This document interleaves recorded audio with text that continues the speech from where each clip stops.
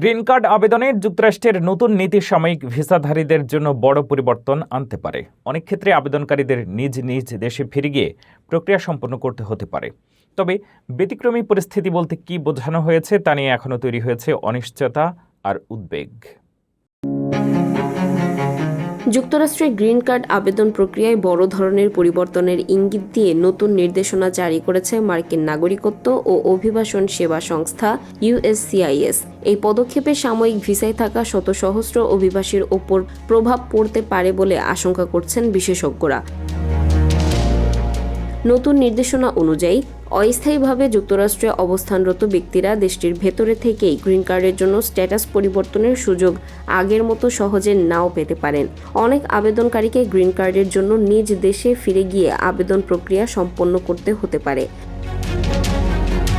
তবে USCIS জানিয়েছে, ব্যতিক্রমী পরিস্থিতি থাকলে কিছু ক্ষেত্রে যুক্তরাষ্ট্রের ভেতর থেকেই স্ট্যাটাস পরিবর্তনের অনুমোদন দেওয়া হতে পারে। কিন্তু কোন বিষয়গুলোকে ব্যতিক্রমী পরিস্থিতি হিসেবে গণ্য করা হবে সে বিষয়ে এখনও স্পষ্ট ব্যাখ্যা দেওয়া হয়নি।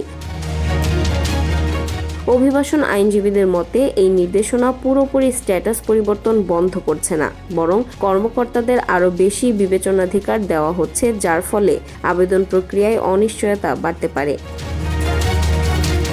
বিশেষজ্ঞরা বলছেন, নতুন নীতির প্রভাব পড়তে পারে শিক্ষার্থী, পর্যটক, অস্থায়ী ভিসাধারী এবং বৈধভাবে যুক্তরাষ্ট্রে প্রবেশ করে পরে ভিসার মেয়াদ অতিক্রম করা ব্যক্তিদের ওপরও।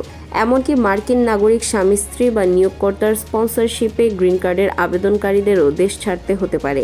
নীতিটি কবে থেকে কার্যকর হবে, কিভাবে বাস্তবায়ন করা হবে এবং ব্যতিক্রমী পরিস্থিতির সংজ্ঞা কী, এসব প্রশ্নের উত্তর এখনও অস্পষ্ট।